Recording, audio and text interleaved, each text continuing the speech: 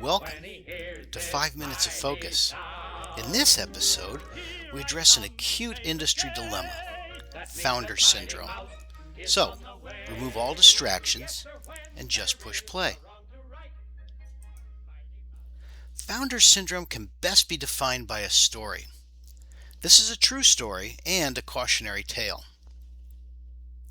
Not too long ago, we were sitting in a boardroom with the founder of a great organization.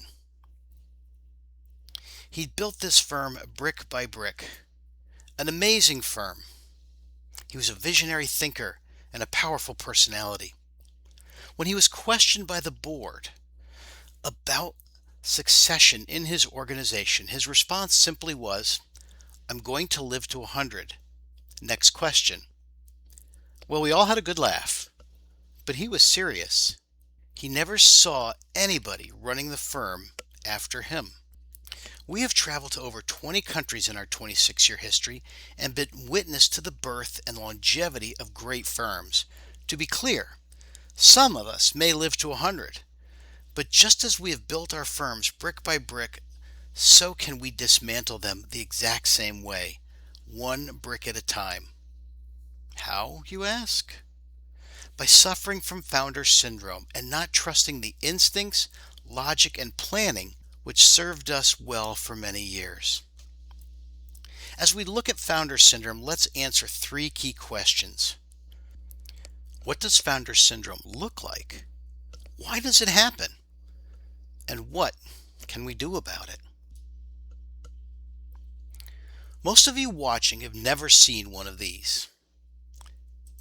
Many of you have never had one of these.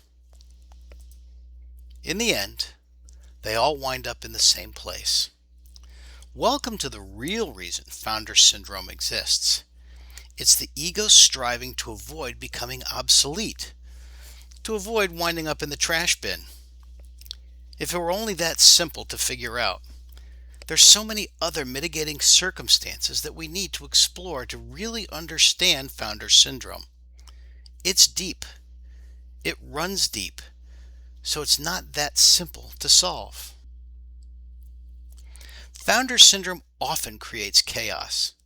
It may seem unintentional at first, but the founder is helping move things along for the next generation.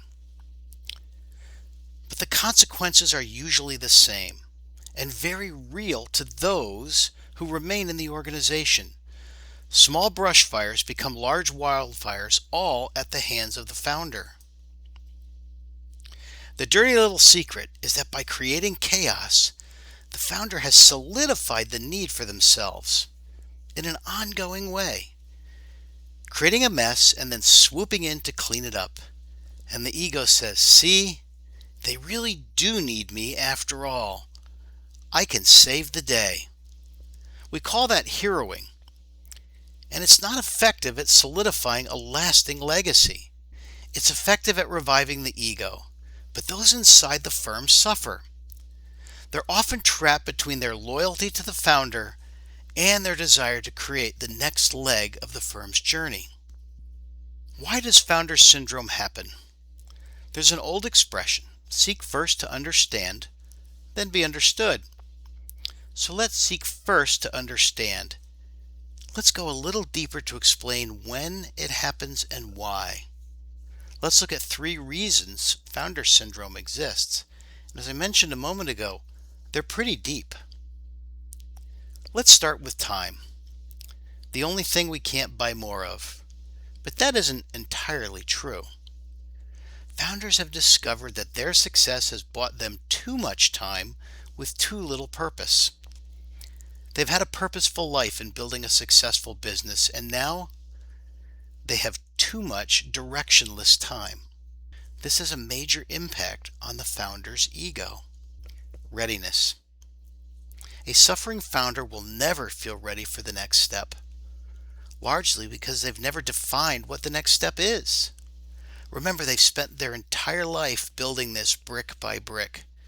So they stand at the pool's edge, looking in but unwilling to jump. "I'm not ready. I'll live to 100. No one else can do what I do." All of these expressions are from the ego and will make the firm stay in place, or, even worse, dismantle it slowly. And lastly, competition.